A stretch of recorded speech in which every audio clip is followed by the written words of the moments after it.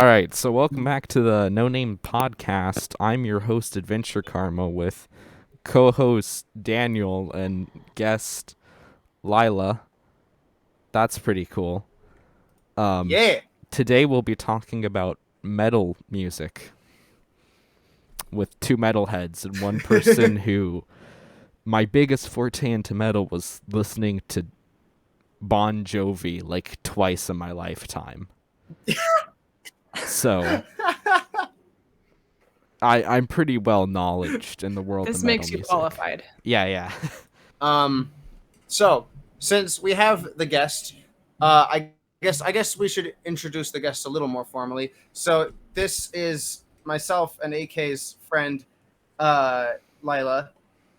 Uh, she is one of those people that actually listens to music all around, and she'll appreciate pretty much all of it. Because well, I guess I should just ask because I'm not going to be presumptuous here. Uh, Lilah, what did you grow up with? What was your music as a child? It was always whatever my parents were listening to. Well, my dad doesn't listen to music that much, but it was always what my mom listened to, which was older country, like mostly country, and then more recently like Southern gospel. But yeah, seriously, it was mostly country, pretty much nothing else. Never Ah, I pop or see. anything Okay. like that. And then I started, whatever was popular, sometimes I would like it. And then I started, actually getting into music and actually learning to appreciate it more. I see. I see. Okay. Okay. Country says the one with the Gag. stinking Metallica shirt on. For those Yes. watching the video, explain why that's not such a poser thing to be wearing. Well, because I actually like metal and country. I know that can be done, as it turns out. Yeah, I know. Wow. Shocker. Impossible. Yeah. Why do you listen to the music that you do? Is it emotional attachment, like growing up with certain songs and you just listen to it because it was something that you listened to as a child, or has it now become you listen to it because it's like good and not bad? And then later, I guess we can talk about what constitutes as good and bad music. Right. So, a lot of times my attachment to some old catchy song is simply because I grew up with it and I'll hear it and I'm like, "Oh my gosh, I it's been ages since I've heard this song." And I'll love it because I haven't heard it in such a long time and I remember it and it's just sort of a reminisce moment, not necessarily because it's a genius composition or anything like that, but because it just I don't know. If you hear something a long time ago and then you hear it again later, then I don't know. It just somehow something clicks in your brain and you just I don't know, you immediately attach to it again. Um but then more recently when I got into metal and other stuff, I started to actually appreciate the depth to it and the actual composition and everything like that. That's why I listen to it and it depends on my mood. If I'm I don't know, have you ever done that thing where you're like cleaning the house or doing dishes or whatever and you're like scrolling through to look for the perfect song with the just the right amount of energy to get you through Yeah, yeah, some yeah. chore? I always do that. So I'll get some sort of fast beat song for just work or that sort of thing, or sometimes I'll listen to sad music when I'm sad, that sort of thing. That's pretty much what I use music for. But and I pretty much listen to music all day now, which is kind of concerning, but it's fine. Yeah, literally all No, day that's when I'm I doing wouldn't call that school. concerning. All day. When I'm doing school, when I'm doing work, and I drive my family crazy, but I don't care. I love music too much. That's pretty cool. But let me get this straight. You're not like, would you call yourself a musician? No, absolutely not. I am much more of Huh. a listener. Okay, just because I dabble in instruments once in a while does not make me a musician, but I'm definitely way more of a listener, which I mean, the listener has their own perspective and the musician has their own perspective. So, I mean, I feel like whenever I hear a song that I don't like, I also feel like it's easy for me to judge because I didn't go into the process of making it. Because if I were making it, it wouldn't suck that much. Okay, no, I'm kidding. Wow. That's judgy. But totally not judgmental at all, obviously. Obviously. Interesting. So you claim to be the kind of listener that talks like from the fan perspective, basically. Basically, yeah. So, I mean, I remember a couple times, I don't know, you've made something, Daniel. I listen to it. I tell you what I hear, and you're like, what? That's what you hear? And I'm like, yeah, to me, it sounds like this and this and this. And when you tell me that's not what you were going for or whatever, that sort of thing. It's just, I don't know. If you're a musician, you can create something. And I'm probably not wording this correctly, but you can create something with something in mind, and then the listener who didn't do any of the work, didn't see the process, even just hears one thing and doesn't even know the background behind it. So really, that's probably why it's the same reason you run your essays by friends and family members, because they see things that maybe you don't. So I mean, both perspectives I think are pretty viable. Right. Yeah. Yeah, I get told a lot about my music that like people will hear a certain thing that I was just like, oh, that's not what I had in mind. So actually yesterday I was listening to For the Living and For the Dead with my dad, and he was telling me that it was reminiscent of the I believe it was the intro for the intro, the record intro for Tie Your Mother Down by Queen has a similar kind of volume swell reverse type thing. And you said that it sounded like that, and I'm like, oh, that's interesting, because I don't know what I'm going for a lot of the time. I just know that it's not a lot, because it's weird, because I can't think of music as a fan anymore. I know music a little too well to be able to do that, I'm afraid. So it's cool to hear from the perspective of a fan, and yet you say that you've grown to like music and study it compositionally wise, which really is a lot of something that a lot of musicians tend to do, and not so much the fans. The fans just listen to the music because music, but you actually like study. You would study the music in a fan way, because like musicians will study it like theory wise and like the blocks of everything and stuff. But how do you study music as a diehard fan, I would say? Okay, yeah, I don't mean, yeah, when I guess study music or try to, absorb it better, I don't, look at sheet music and all the different whatevers that I don't even know the names of. I don't do that. Honestly, it sounds stupid, but the way I study a song is listen to it over and over and over, and I swear I will hear something new that I didn't hear before every single time I listen to it, which is why I've listened to several songs and just been meh the first time I've listened to it, and it's just, that song's just okay. And then I'll listen to it again, and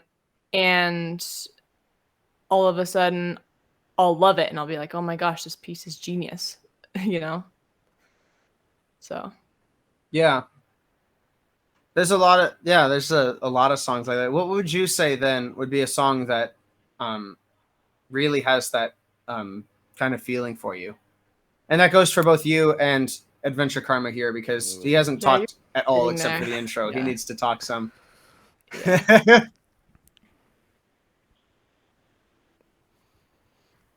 I guess this makes me the host of the podcast now. Yeah, kind of. Yeah, I told you, you're the only one qualified to do this. I don't know. But for me, I mean, I lost track of how many songs this has happened to me with, where I hated it the first time and then I loved it I don't know, fifth time sometimes. a lot of times when I don't like a song, I swear it's because I wasn't paying attention. I have to pay attention sometimes to get it to actually, resonate in my brain. But literally, just one of the examples is actually Master of Puppets. I didn't really like it the first time because that was back when I was more of a Enter Sandman is the only good Metallica song. Yeah, that's the only good Metallica song. Ah, yeah. That was back when I thought that. So I was comparing it to Sandman, right? Um, so I Right. was like, this is just sort of fast and random, and I don't like it. And then I listened to it several times because you kept insisting it was good. So I listened to it so many times. I can't even count how many times I listened to it. And now it's basically my favorite song of all time. So it's weird how stuff changes like that. Amazing. I guess then another thing I would ask is why why metal music? Why is that the kind of music that you're so um, involved with? Like, I'm sure there's more influences than just me with my uh, like enough knowledge to be considered a metalhead type knowledge to like why not other kinds of music that you could have gotten really into? Why not like older classical music, or why not like noise music or something? Why why is metal that kind of music for you that you just seem to like this much?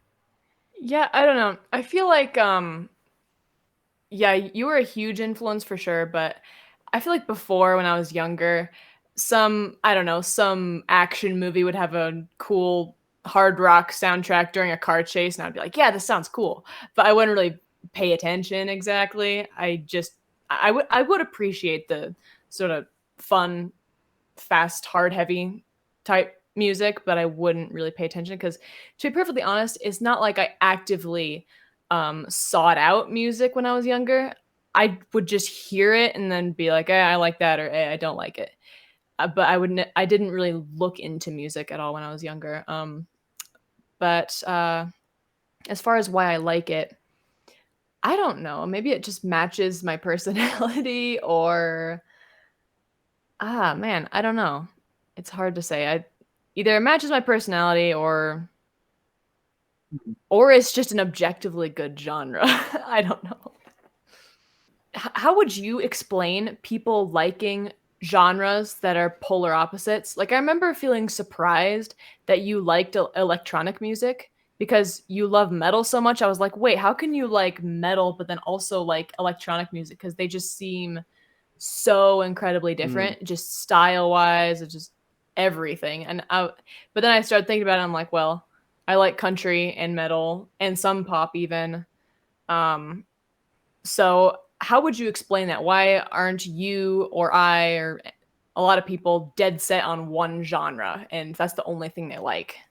Sometimes they like opposite. How would you explain that? Um, I can't answer the second question very well about why people aren't dead set in one, because I would venture to take a guess that that's much more of a psychological, like actually technical answer that I don't have enough knowledge for. But the first question about why do I like such polar opposite music so much? Um, I guess because well because I grew up on a few different kinds of music. I grew up on a lot of classic rock because my dad's a classic rocker, and occasionally a few like good older Western country type songs, a few older pop songs like Michael Jackson or something, perhaps. Um, but the weird thing about electronic music is that the one type of music that I distinctly remember listening to my dad with the most was Daft Punk. Like, I love Daft Punk. It has such an impact on my childhood as a whole. So I mean, I was heartbroken when they broke up and stuff. May or may not have cried, but that's not relevant to the question. The question, I guess, it would be because it. You know what? I don't know. I could tell you how I um how I listen to it and like how to understand the different kinds of music for what they are. But it's not. But I can't really explain why I like it. I guess it would be because I can understand how to listen to two such drastically different types of music. Because with most kinds of music, I think um, the composition comes first, like the actual creating of the song comes first, and then the sound comes later. With electronic music, um, from what I hear as a fan, that's the one kind of music that I can listen to from the perspective of a fan because I have no experience with electronic music. I don't have any equipment to create it with. Um, but what I hear is um, sound comes first. It's all about layering the sounds correctly and figuring out what sounds can go with a different kind of sound without clashing and adding like 5 more sounds on top of it. And you have to make sure that they're all mixed correctly. And that's why electronic musicians are such incredible sound engineers, because that's literally what their music is. Like 70 to 80% of it is just sound engineering. So I guess I'm not sure why I like such black and white. It's just maybe my brain craves a little bit of diversity, so I just jump to an extreme because I like extreme kinds of music. I don't really know. Um it's weird because it's not like I got into noise music. Like I know a guy that listens to noise music like constantly, and he explains it in a similar concept to my, like, at least to me, he explains it similarly to that of electronic music. Um, but I could never get into that because I did try at one point, and it's not something that I'm ready to get into yet. It's uh, too much for my brain. But then there's also like there's like the smaller genres. Like I like a specific kind of electronic music, right? Like I really really like synthwave, not like rave music or whatever. It's that specific style, and it's not. It's one. I think it's one of the lesser known genres, subgenres in the electronic music. But then there's also like what AdventureKarma listens to. Like what do you listen to, AK? Yes. Um, I mean, in the sense of electronic, I think I listen to a bit of like EDM and dance. Honestly, it's so all over the place, and listening to a lot of alt, and especially some like alt hip hop, it just draws from so many different places that it's very hard to just like pin down specifically what type it's drawn from. Like, I don't listen to a lot of Daft Punk, but I listen to a lot of people who've drawn inspiration from Daft Punk. Nah, that's not how you pronounce. I listen to a lot of people who like draw inspiration from them and kind of change it up a bit for a more dance or a more beat heavy type of sound. So it's just hard to describe what I actually listen to. Interesting.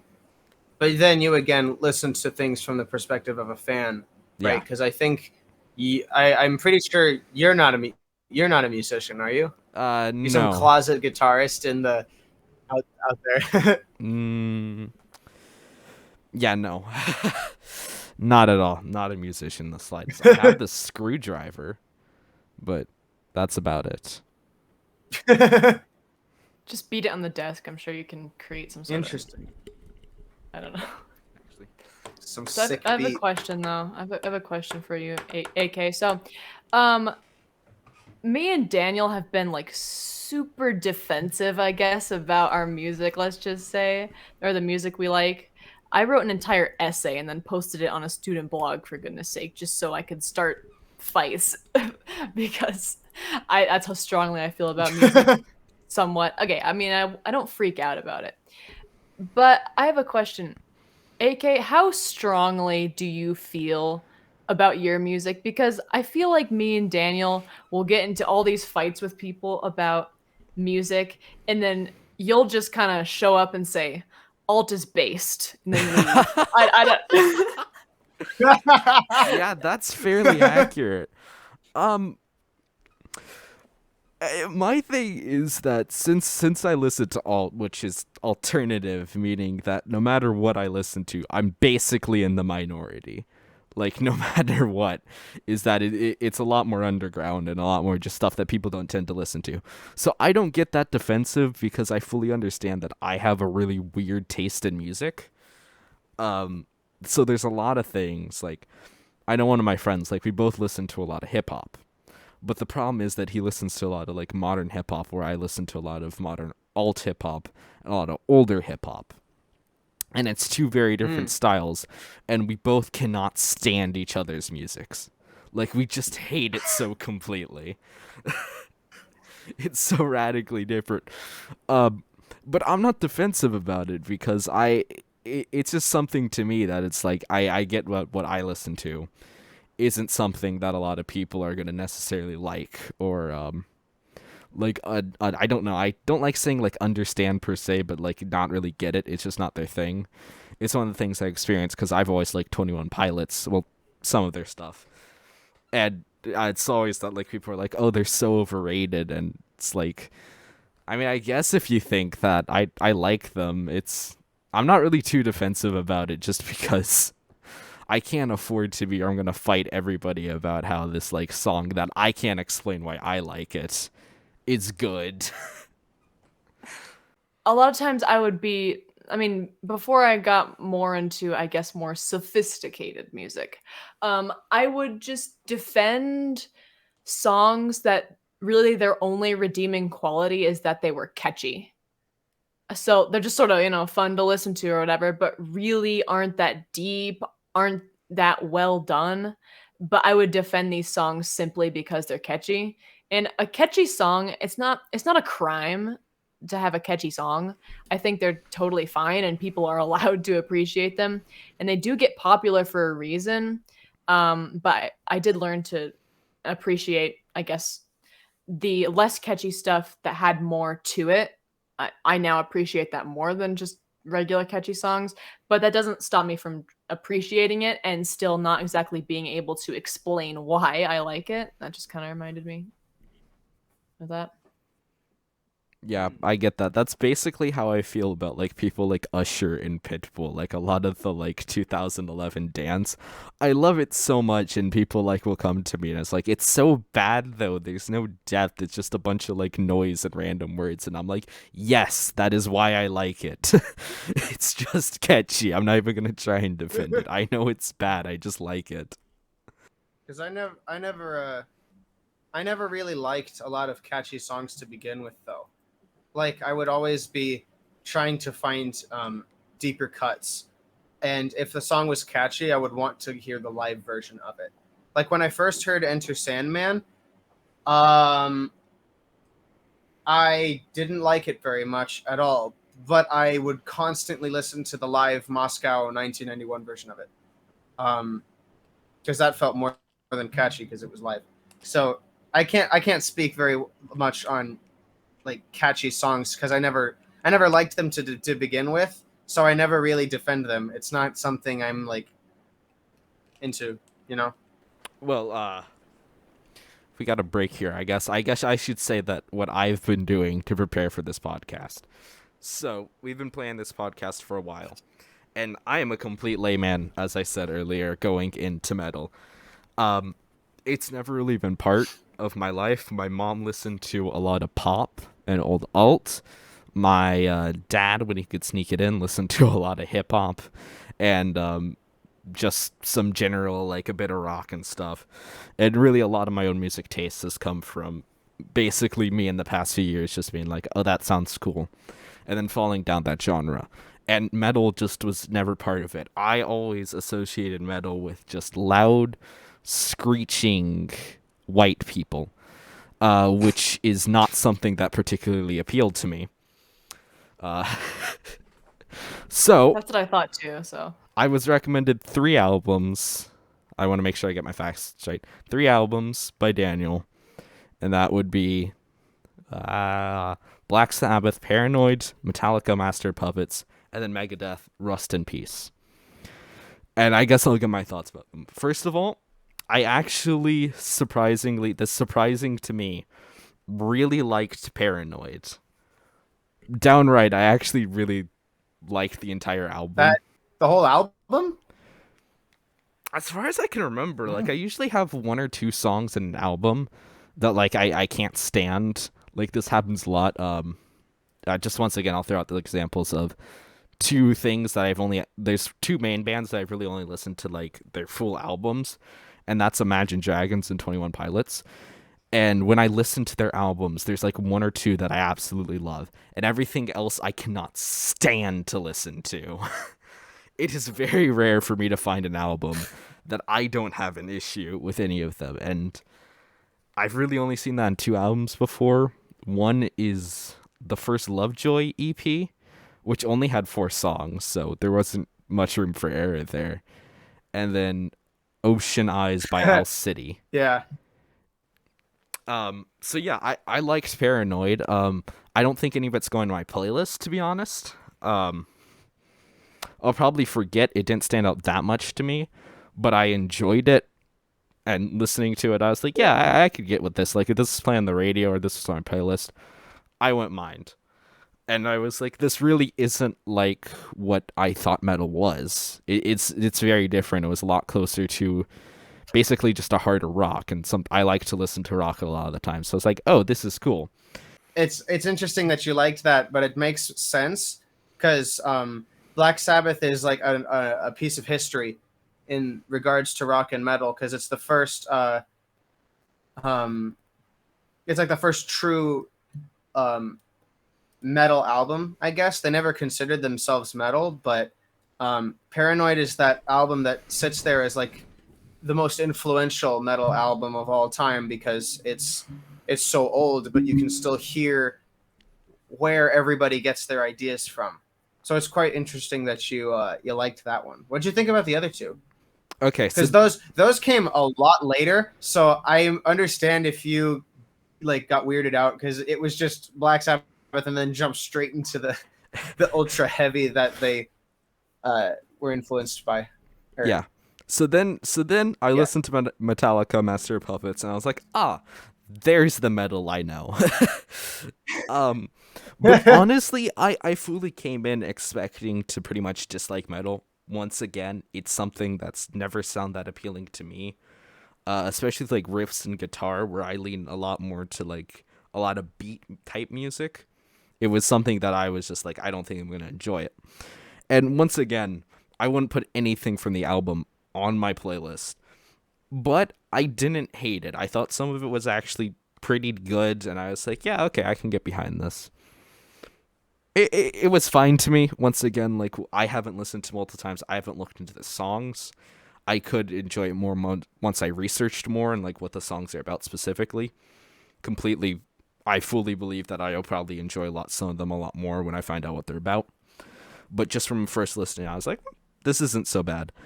Megadeth was definitely my least favorite, but once again, I can't say I like strongly disliked it. Although what I will say about it is that it might have just been me being tired, but the album to me just kind of blended together. To me, it just sounded a lot of the same thing, which isn't necessarily a bad thing. Once again, I listen to NF and like people try and defend him, but completely honest, half his songs sound exactly the same. Like that's coming from a fan of his. They just sound alike. So it's not necessarily a bad thing, but it's just something that I noticed that like everything else I can definitely say like there's difference in the music. But just to me, that album did sound a lot the same. I guess if I would put it in terms that I would know, it seemed like it all had the same beat, but I guess, I don't know, the same chords, same riff. Once again, guitars are a mystery to me. Yeah, and you mentioned the albums like blurring together, and I remember that exact thing happened to me when Daniel forced me to listen to Metallica's Black Album. And I remember just like, I remember just being like, fine, I'll listen to this thing. So I just sat down and listened to it. And again, it was that thing where I wasn't fully invested, fully paying attention to it, and the entire thing just blurred together.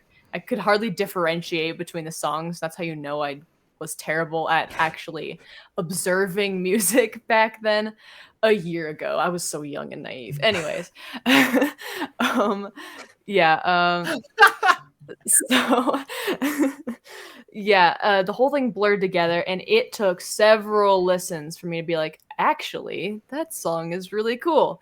And it takes a while. And just so you know, so if you just say, that song was okay, that album was just okay, for anything, give it another listen, or 37 more listens, as I sometimes have to do, to actually fully absorb something. And I understand what you mean about like it coming from the background of mostly appreciating songs with more of a beat sort of vibe to them. Um, because I remember when I was showing my mom Master of Puppets, she was trying to count it. She was just trying to like she was basically just trying to count it to see if she could Oh track the yeah. song, but the Yeah. time signature kept changing and she was like, what the heck is going on? So she just kind of thought it was randomness when actually there's a purpose to it. So just different things to get used to, I suppose. Right. It's three. What's it? I think it's 3 measures of 4/4, and then for the last measure they skip a 30-second, a 30-second. So it's that Yeah, it's last weird. measure that skips like a 30-second of a beat, and it's just enough to throw you. It's just enough to throw you off, but it's also just enough to where it can remain groovy if you know what you're doing. But you have to actually know how the song is composed in order to get that. And like when I first listened to it, I was like, what is this monstrosity? I want to learn this, but holy cow, I can't keep up with this. It was crazy. The past few years, I've really started listening to a lot of hip hop. I know I'm saying this a lot, but that's really like the main thing I listen to right now. And so it really was going into that. It's just interesting to see how different it is, because there's also something that it's like I kind of try and also like track flows in my head. I do this even with like pop songs or rock songs. It's just like, what beat, like what is the rate they're going at. And that was one thing that really I don't know, like threw me off in the metal that I listened to, is that when there was vocals, it like either came at times that I didn't expect, or it didn't keep the same rhythm that I would expect. And that was just something very interesting. It wasn't even something that I disliked. Like sometimes I thought like that actually works pretty well. It was just interesting to me, as that's what I'm used to, is that it just really threw me off whenever it's like, okay, so this makes the time from like this completely scattered beat, I'm getting this from the song. So it's like, okay, vocals here. Nothing. And then like in the middle of what I would consider a beat is they come in and I'm like, wait, what is going on? This is weird. This goes against everything I know. Yeah, it was the same for me. Yeah. Really. It was just, it takes a second to get used to. And I will say that. That's the thing about a lot of pop and a lot of catchy songs, like I was mentioning earlier. Catchy songs, they exist to draw you in instantly, like a catchy intro, and you're just instantly there. And Yeah. it's easy to track, it's easy to follow. That's why a lot of those songs end up being more popular.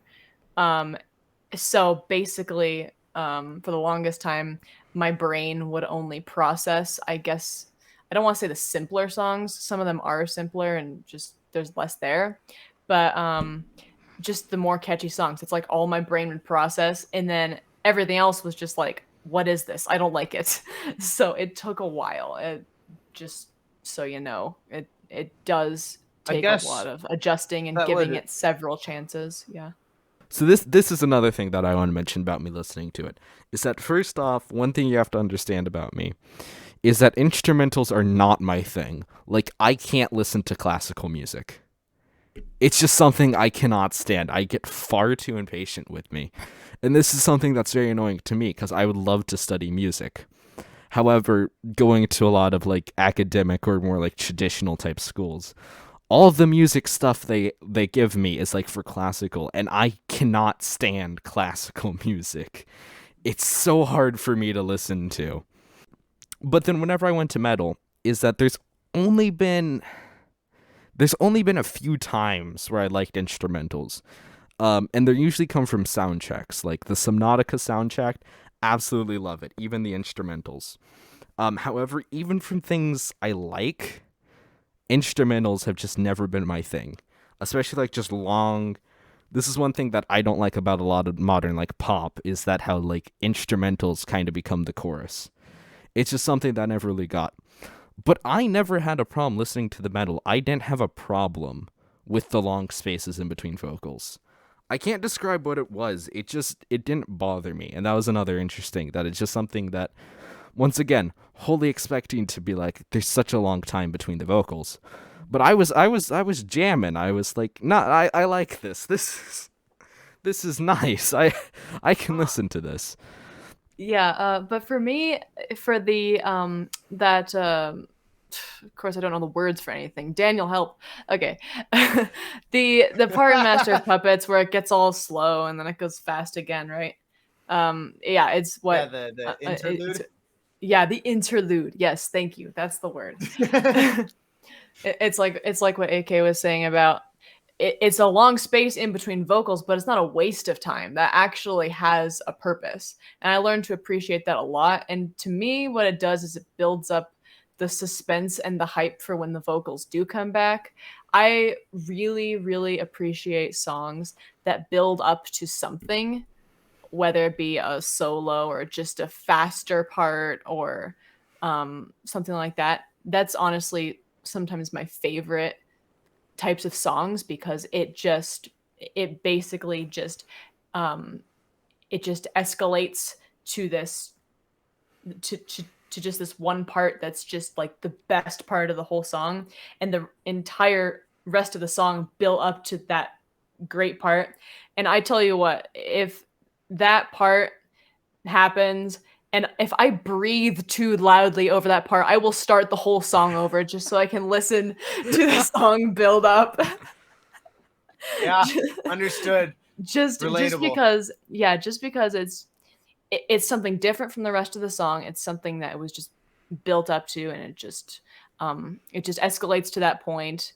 And I feel like every song has to build up to something like that. Otherwise, it's just kind of like, what was the point of that? But I think Master of Puppets does that really well, in my opinion. But yeah, I've got another question. Hopefully, I'm not detracting from a cool conversation that we wanted to continue. But I had another question, which was on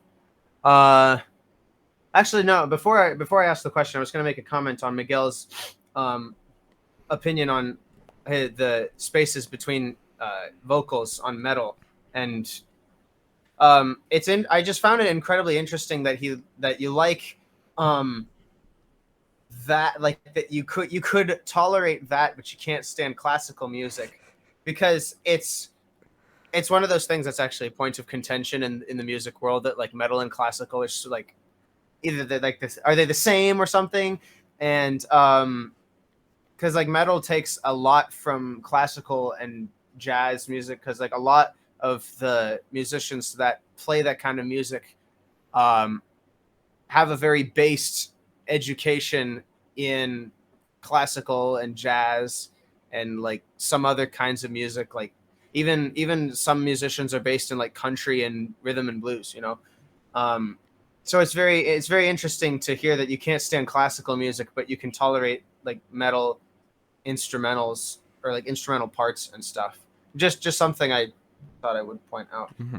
But getting back to my question, it's I guess why do people think, because we're on the topic of music, right? We're discussing music. Why do people think there is a hierarchy in music? Because I know Lilah and I know this a little more than you do, AK, but you know this to an extent.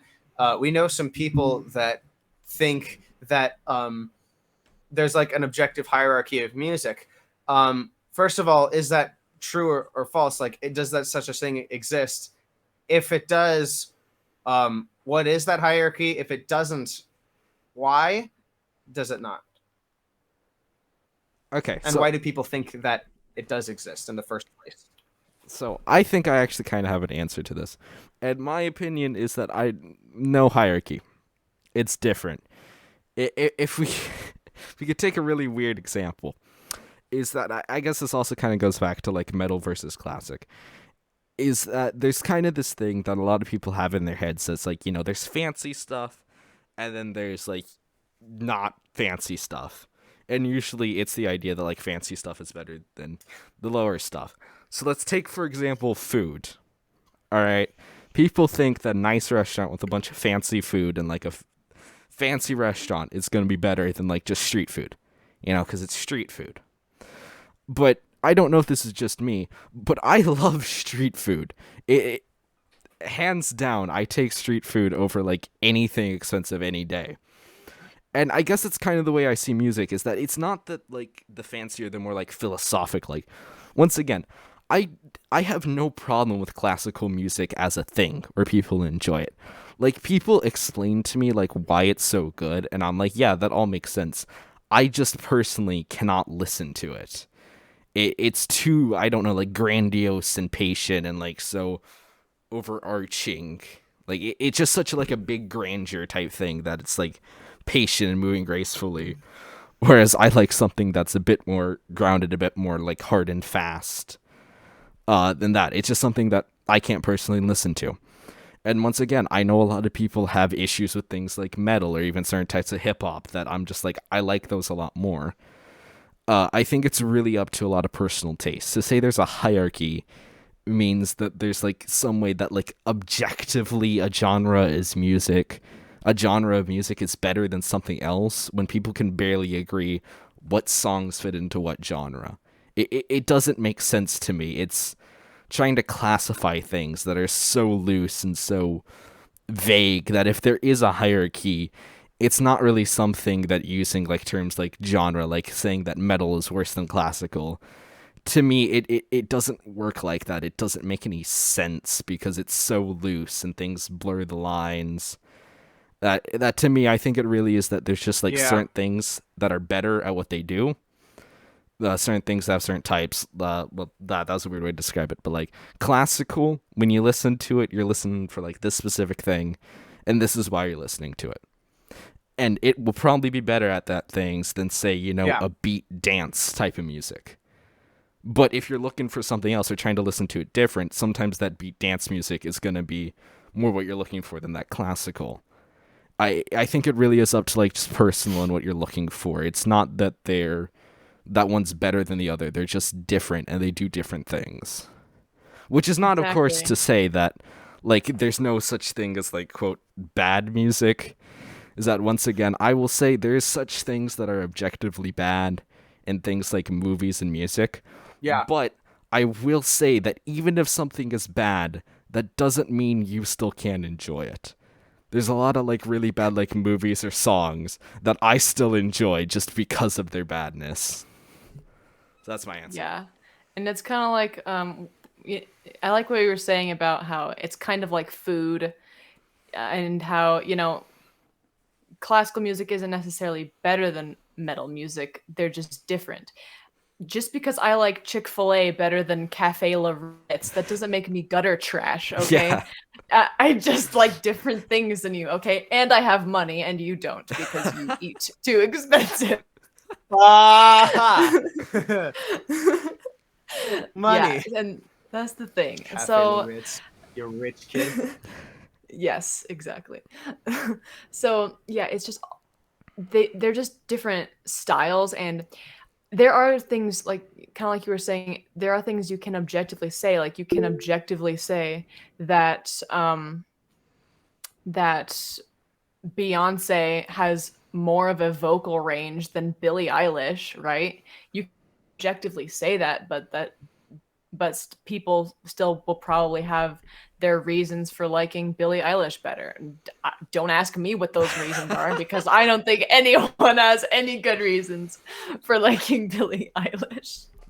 But whatever, I don't knock anyone's I don't knock anyone's musical opinion. Okay, We're triggering unless some you're hate Billie comments Eilish right now. That's assuming anybody watches these videos, okay?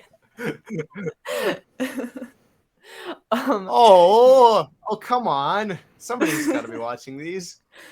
well, I don't know. Um, I hope they're yeah. watching these. So anyways, yeah, there are some things you can objectively say, but you can't necessarily pinpoint just because you can objectively say some things about the music. Hey, maybe more effort went into this song. Well, that doesn't necessarily mean different people are going to like it.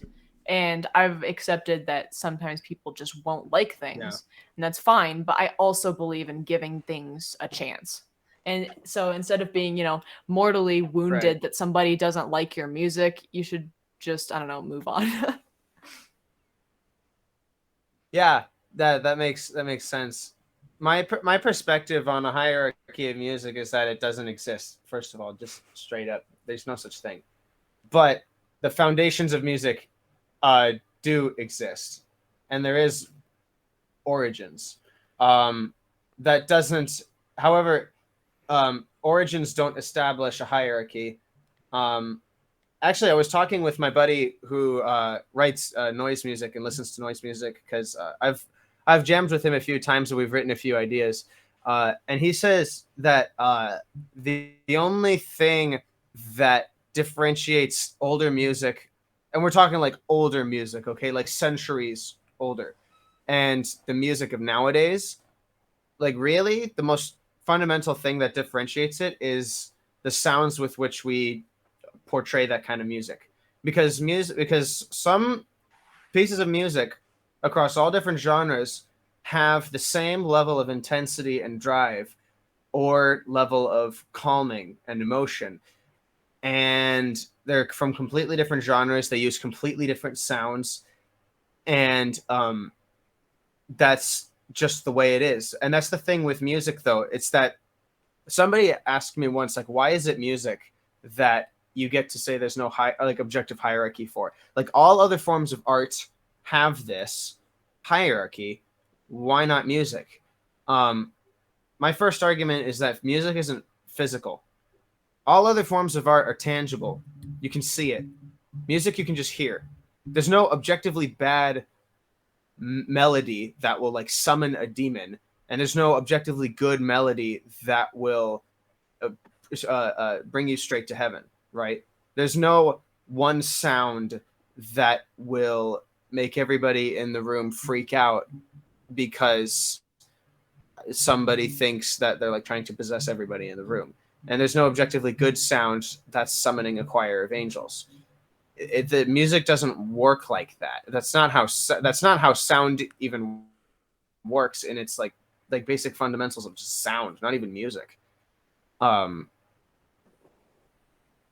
I lost where I was going with that. Yeah, but you can objectively say, like, okay, well, not necessarily objectively, but I mean, lyrics are a totally different topic. But as far as melodies go, I didn't even you get to can, lyrics yet. yeah, don't even, but as far as melodies go, you can probably, if you hear a melody, you can probably say, oh, that's a happy sounding melody, or oh, that's kind of a sad sounding melody. You can say that. I think you can safely say that. Yeah. Or like, I don't know, you think of Tony Iommi writing some sort of, I guess you could say, creepy sounding riffs just for the mood of the song. I mean, you don't listen to those riffs, tritones, stuff like that. You don't listen to that and be like, yeah, that's happy. Like, no, there's a lot more melodies that are just, you can hear they're way more upbeat, or you can my point is you can differentiate moods, I think, in melodies, but there is no objective, type of melody that is just worse. Exactly. They're just moods, basically. Yeah. Well, it has to fit the overall theme of the song, right? Like, you're not going to throw the Electric Funeral main riff over some Cardi B song, right? That's not how it works. That would just make Cardi B worse, if that was even possible. That would just make everything worse, honestly. That might work. Because there are. Oh my gosh. Don't. No, Don't even. No. I could see that working, actually. Oh my gosh! Please no. I'm gonna get razzed about this now. If you get the timing right, then it might work. What I was saying with my buddy is that there are extreme cases where there's an objective standard of good and bad music, right? Like, whether you like classical music or not, whether you like music that old, one of the fundamentals of music, if you are either a serious listener of music or a musician of any sort, you have to accept that, like, Bach is objectively some of the greatest music of all time, and it's just objectively great. Not even good, just great. It's something that you just have to accept. It's one of those extreme cases of actual good. Like, Bach tops all. He's better than Mozart and Beethoven, and I personally prefer Beethoven and like Tchaikovsky more, but Bach is just better in general, right? And then there are cases of just worse kinds of music that some people wouldn't consider to be music at all, and they would probably be right. Country music. I have a burning hatred for country music. Okay, do we need to talk this out? I dislike it so much. Ooh. It's All right. Okay, I'll make a pass. It has to be done right. Okay. Older now hang on. country, I can accept. Yeah. That is exactly my point. Is older country. I don't mean the older more country. modern garbage today. Like the modern garbage, it's literally just like, I love my truck or whatever. You know, that's all it is, right? But like the older country. I mean, I'm talking, you know, Johnny Cash, Kenny Rogers, Charlie Daniels, like those people. Those people are the OG country. Yeah. Oh my gosh, have you seen those people? I mean, did you see that final song at the Western show we went to? That their version of Ghost Riders in the Sky, just perfect. It was absolute perfection. I must say, the one song from country that I actually do listen to is Ghost Riders. It's the one song. Good job. I like Johnny Cash, and once again, not the biggest fan of old country, but I accept it. I accept that it's actual music. No, I have a deep burning passion for country. I don't know why. I just dislike it so much.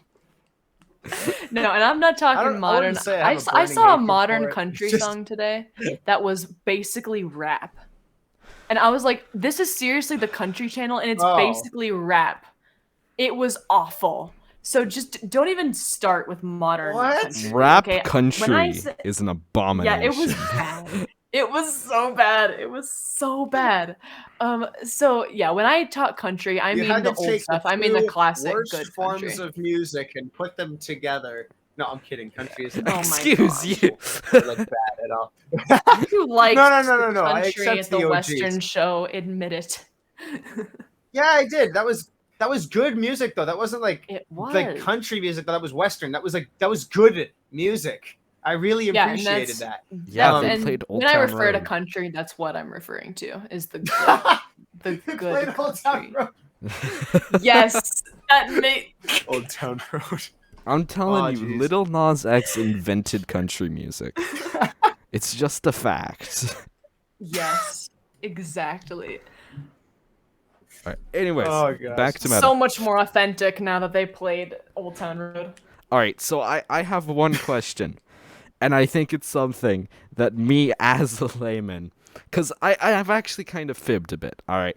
I admit, there was one other thing that I had actually experienced about metal beforehand, but it had very little to do with like actual music or musical theory. I remember a while back, a few years ago, I don't remember when, but I was sitting on the couch with my dad, and we're flipping through a bunch of just old TV stations because we watch a lot of older game shows and a lot of older shows, which I, of course, relentlessly bully because they're old shows. But anyways, we came across this documentary, and it was about the entire satanic metal thing. And I found it really interesting because I hadn't heard about that beforehand. And, of course, my first response is, that's stupid. What? And it was just interesting. And before I ask you guys like what your thoughts on it are, because once again, I only know the barest minimum. I remember that something that happened. So that's kind of my sphere is the idea of Slenderman, which is basically an urban legend. Everything never existed, straight up never existed. But he was linked to an attempted murder, a very famous case. And to me, stuff like that is kind of a self-fulfilling prophecy. It's kind of if we convince ourselves so much that something that isn't real is real, it can in a way become real. And I kind of felt that way with like the entire satanic craze with metal. Was it was self-fulfilling that they were looking for it. A lot of people were just looking for it in there. So of course they found it. Even if it wasn't there, they kind of put it there just by convincing themselves that something that wasn't there was there. You can kind of trick yourself. We have a lot of power in convincing ourselves what's something out. Perception has a lot to do with the world. Oh yeah.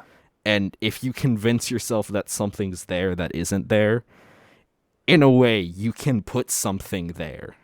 But I want to hear you guys' thoughts about it because once again, this was my biggest exposure to metal. Go off. I want to talk about this actually because I recently.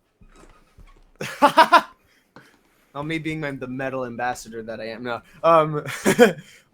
So I was listening to. I've been trying to get into more of the big four now, right? Because I've listened to a lot more Metallica and Megadeth than I have Anthrax and Slayer, and I've definitely listened to Slayer the least because of their reputation of being satanic. Even though I don't believe that, even though I don't really believe it at all, it's something that's kind of scared me a little bit. Yeah. So I started listening to it, and I listened to interviews with Tom Araya, the bassist and vocalist. He said that the lyrics, a lot of them come from the guitarist Kerry King, right?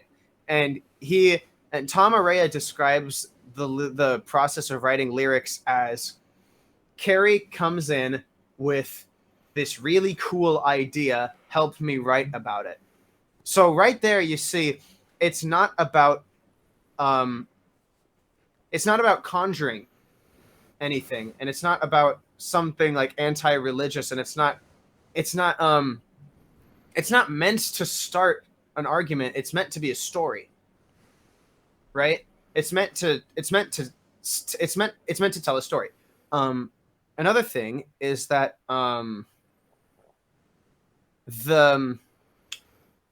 I guess now we're on the topic of lyrics and how relevant they are in music and how seriously you can take them. And I'll tell you right now, I don't take lyrics seriously at all. Whether they actually have a relevant meaning or whether they're cryptic as all heck, I don't care. I don't care because I'm not really convinced a lot. Like Tom Araya has said that his mission as a vocalist has been successful because he says the point is that he has to convince you that he believes what he's singing. Like, and Slayer got all this bad reputation for being a satanic band, and they've got like probably formerly Christian Catholic members in the band. I know Black Sabbath was composed of Christian and Catholic members. And that was the subject of a lot of their songs. I mean, like Black Sabbath got in so much trouble for being all like satanic with songs like NIB and off their first album. And then on their third album, there's a song called After Forever where it's basically somebody that believes in God talking to someone that doesn't believe in God, being like, oh, you want to see all this? All right, then. Well, see you in hell. It's basically like that because and it's very pro-Christian, mm-hmm. Right? So it just goes to show you that like you can write anything, and it doesn't mean anything. It doesn't have to mean anything. It can mean something for somebody, but it doesn't have to be, regardless of what the intention of the lyricist was, like whether he actually genuinely believed it or if it was just a random story that he thought of. It doesn't matter. So the whole satanic thing is just utter nonsense to me because it's just a storyline that people cranked up so much to be something that was actually real that honestly people do it so much more now just to troll the people that still believe it. It's honestly, it's a troll on both sides, because I don't think anybody actually takes it that seriously anymore. It's just been so cranked up. Yeah, I Gotta hear pretty much Lilah's agree. thoughts on this, though. What are your thoughts on lyrics? Honestly, for me, I actually do care about lyrics. I know, Daniel, you don't, but too bad. I do care about lyrics. I feel like I used to think they were everything. Like, okay, I did and still do have an obsession with just all vocal bands, because voices, they really are a big part of a song for me, which is why I at first didn't like a lot of metal, because I was just like, they're not doing, the cool vocal stuff. They aren't doing these really cool vocal runs like these other bands I know of. They're just sort of, barely hitting the note, and then just kind of, either scream singing or just kind of just barely making the cut for even qualifying as singing. Some of them I felt like, so I was just like, I don't like this. But as far as the lyrics go, I mean, they do resonate with me. What you put into your ears it does mean something. But I've learned that they aren't the most important part of a song anymore. So if a song didn't make sense to me, if the lyrics didn't make sense to me, sometimes I just wouldn't like it because the lyrics didn't make sense. But then once I started to learn about all the components of a song, hey, turns out vocals and lyrics, aren't all there is. I literally, for me, the way I looked at a song is, okay, there's the singing, and then the guitars and the drums and all this stuff is just sort of background that doesn't really matter. It's all about the voice. That's genuinely how I looked at music before. But as far as these lyrics go, I think I feel like you could make a really good song with excellent composition and just make absolute nonsense out of the lyrics, and it would be, a good song composition wise. But I feel like lyrics now, and when it comes to metal, I feel like it just sort of finishes off a song. Good lyrics, I feel like, just make it that much better.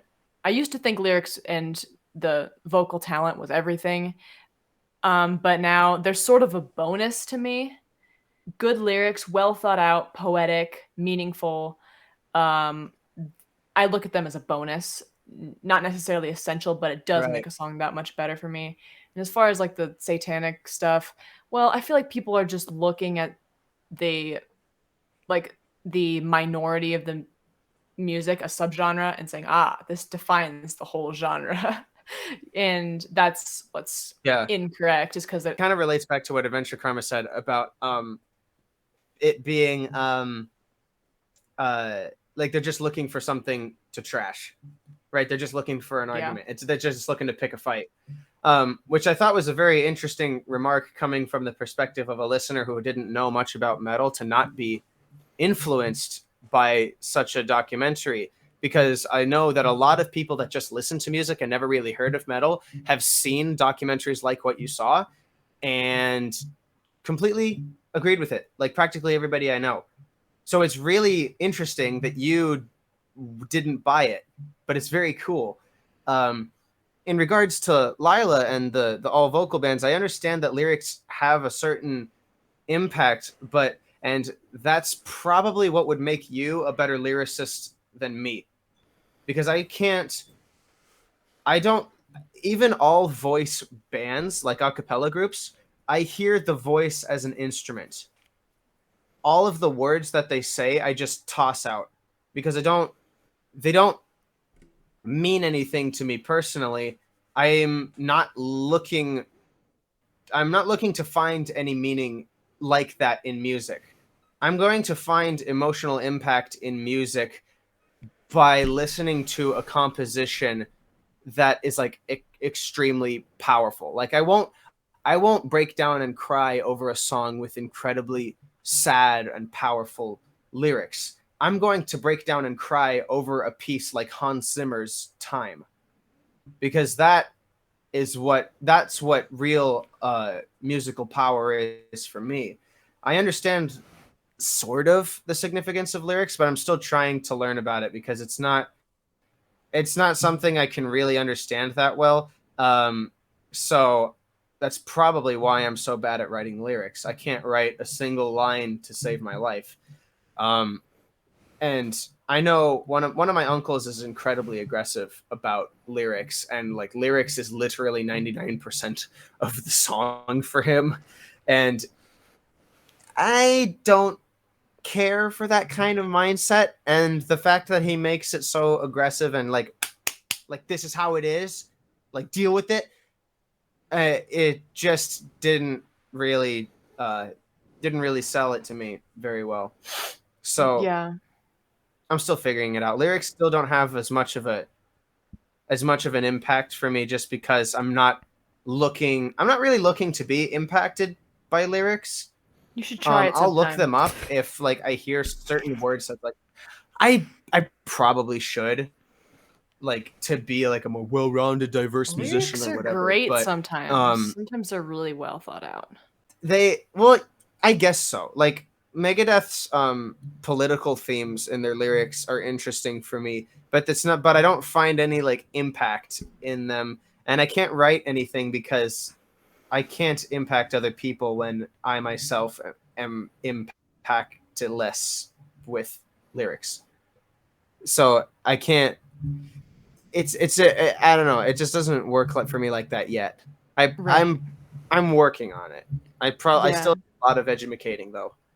Yeah, exactly. And it's interesting because I think there is a big difference between songs where the the let's see, the lyrics are built around the instruments, and then songs where the instruments are built around the lyrics. Sometimes people will just write lyrics and they're like, okay, this is what I'm Yes. going with. And then they just sort of have to make the instruments work with it. But then there's other songs where they create these riffs and all this stuff, and then they build the lyrics around those. And I think there's a big difference between those songs. Yeah, and I'm the fan of the kind of music that is typically you write all of the music first and vocals come last, like Yeah. last. I'll make a few comments about how I view lyrics, and then we can kind of wrap it up. All right, so I'm kind of the opposite, not the opposite, the switch of Lilah. Is that for me? It's that lyrics are first, and I guess instrumentals are a bonus. That's weird to me That's to how I used to say, feel. because I have a really deep appreciation for the instruments, because this is one of the things that like kind of annoys me a bit. Oh, Daniel's dead. We'll see if he. Okay, it's back. All right. So this is kind of like one things that like I guess it doesn't annoy me, but I think is a shame. If you think about big pop stars, like let's see, just like Taylor Swift and Adele. It's Taylor Swift and Adele. It's those names because they're the lyricists. But if you listen to the music that's behind them, that also really makes the song. It's a bit of a shame whenever you do have these major like specific one person icons, is that there needs to be a deep respect to the people who go behind the actual music, because while they're not the big glamour people up front, it's what makes the song. And of course, I'm still looking for a story, but it kind of relates back to what I do a lot, which is acting. Is that whenever you're acting, you have facial expressions. It gives emotional cues. There's timing and specific voice changes. And to me, whenever you're telling a story through a song, those aren't things that you get. So you have to rely on instrumentals to give you those emotional times, a change of emotion, or that little bit of inflection that you would normally get from someone's voice that you simply can't do all the time if you're singing. Or also just like the opposite, where there's some songs that are deceptively really happy, but if you listen to what they're saying, they're really sad. To me, they work in tandem. I'm looking for lyrics because I love stories, and so that's really the first thing that's on my mind. But the music plays a really massive part in it, and if that instrumental isn't working in tandem with the vocals, it really can just ruin a song, because to me, vocals themselves cannot carry something. You really do need those instrumentals to keep everything going, to give you those little emotional beats that you need. Exactly. And I told my mom this, that Yeah, like that if you were does. to listen to a sad song, and if you were to, like, I don't know, cry over a sad song, it's because of the music and the lyrics combined. Both are important in their own ways. Like if you were to just read the lyrics of a sad song, you wouldn't cry. It is the music and the lyrics put together that make it so sad and make it such a tearjerker. I mean, not for me, but Well, yeah, other people who actually cry over songs. I yeah. mean, Like lyrics are telling a story. And yeah, without the instruments, there's no emotion. There's no reason to care about it. Whereas usually in stories, you get to know characters or get to know people or just get attached to like actors or something, the way they portray their character. And in your music, you can't do that. When oftentimes, like, they don't even know what you look like half the time, or sometimes you're singing about something that didn't even happen to you. So it's kind of, you get attached a bit to those instrumentals. I want to say a few things. Um, I guess one of the things that really bothers me about um, lyrics, especially nowadays, is that they're very vague, and a bit of the meaning is left up to you, which I don't like. And that's like a lot of the lyrics that I find nowadays, like any music. I really miss the times when stories could be told and they were straightforward and you could follow them. Like the Black Sabbath song Iron Man. It's an actual story that isn't too difficult to interpret. It's about a sorcerer that goes into the future and sees this massive the thing destroying the world, goes back to the Destructo present Man, and but warns everybody about it. They all laugh at him, and then they wreck him, and then he, in his anger, becomes the very thing that he saw destroying the world, and he goes to destroy the world. That's a story that can be followed along with very well, and it's creative. Maybe not now as much, but for that time, it was definitely creative. I want lyrics like that. I want I want a story that can be told and followed, but there's not a lot of songs that I've found that really do that for me.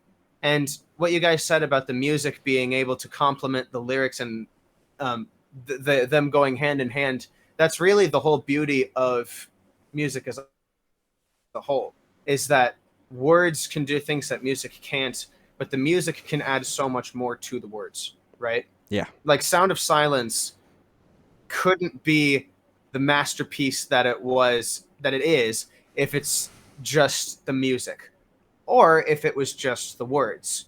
It's constructed so perfectly to be the incredible song that it is, right? Yeah. So it's that weird kind of chemistry that music is, which is another factor for why there can never be an objectivity, like an objective hierarchy in music, is that the chemistry is so complicated that it honestly takes a lifetime to learn. Yeah. And you really can't you can't nail anything down really as objective because there's just too much. exactly. I And have I must be what? No, go Huh? ahead. Okay. And I must be stupid because I did not. I didn't get any of that from listening to Iron Man. Like I know all the lyrics, and I didn't get any of what Daniel just said from that song. I'm like, wait a minute. Oh, come on. Wait, what are you talking about? What? And he said it's super easy to follow, and I'm What? like, wait, what? That's what it means. Wait. Yeah, I just must be dumb because that song meant like Somebody completely here some other somebody here is thing. really stupid. It might be me. All right, so I have one last thing to say, and it is about that lyric in that story. And what Daniel was saying about modern things is that me, for one, as much as I love hip hop, I hate mumble rappers. I cannot stand them. They're so annoying, and there's no substance to their lyrics whatsoever. And whatever it is, it's usually about them committing crimes, which they actually did, and then we're all just fine with it, and I don't understand why. But anyways, beside that, one thing that actually got me into rap and hip hop is Handlebars by Flowboats. Or Flowbots, sorry. And if I can say one thing, if you don't like rap, but you like a story, listen to the song. It's has a really good story, and it's something that isn't specifically like, it isn't, I would say that people outside the sphere of rap or hip hop can enjoy it, and it has a really good story like Iron Man, that's an older one that has a really deep meaning, and the instruments that go along with it really add that extra oomph. Like, legitimately looking at the lyrics, I can't tell what it's saying, but with the instrumental, I got it almost immediately. Like, the lyrics by themselves, I was like, I don't really understand what's going on here, but with those cues and those beats in the instrumental, they worked really well together to form a really good song. And if we could leave Iron Man and Handlebars in the description, two great songs. Once again, Yeah. go listen to them. But I think that's all Yeah. we have time for. Any After closing you listen statements? To Master of Puppets. Yeah. Well, have one- think. What? Go ahead. I have one closing statement.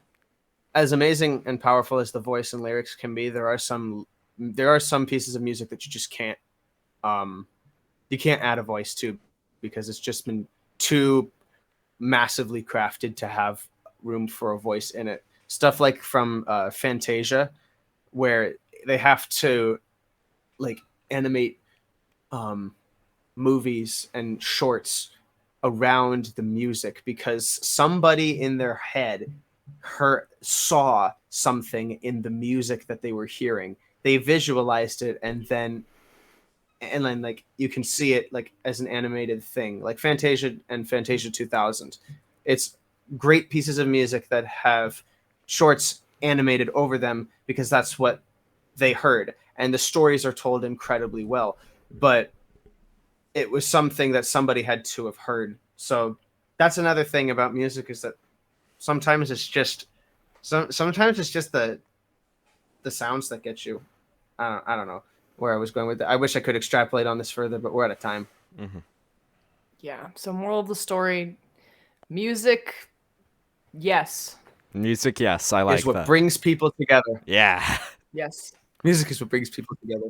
Also tears them Love apart, and but we peace. don't talk about that. Yeah, we don't talk about that. We only like No, people who we can don't have talk We'll just civil ignore the discussions. music fights. We'll just ignore all the music fights. Yeah. It's fine. Exactly. All Which right. is like half my musical life, but okay. Yeah. It's Defending fine. it. We're very Defending your good at music ignoring. is half your musical life. It's the summer. Those fights never happened until the school year starts in 2 weeks. Woo. Anyways. Yeah, that's true. All right. So thank you guys for coming on. This has been great. And you will never see our guest Thank ever you, again. Lilah. We are disposing Yeah. of her after this. Yeah, Her yes. purpose has been I'm served. fired already. Man. Oh man. In all seriousness, though, I fired. hope you get to come on later in the future. That would be great. Yes. Everybody, I hope you enjoyed this adventure on the No Name Podcast. This episode number 2 with the special guest Lilah, our good friend who knows music, and we got to talk about music. Yay! Give us a like and subscribe to both of our channels. Lilah doesn't have one, but AdventureKarma and I do. Subscribe, like, comment. If you liked or disliked, comment as to why. And yeah, thank you for tuning in. This has been the No Name Podcast with Daniel, Naaden, and AdventureKarma. Bye.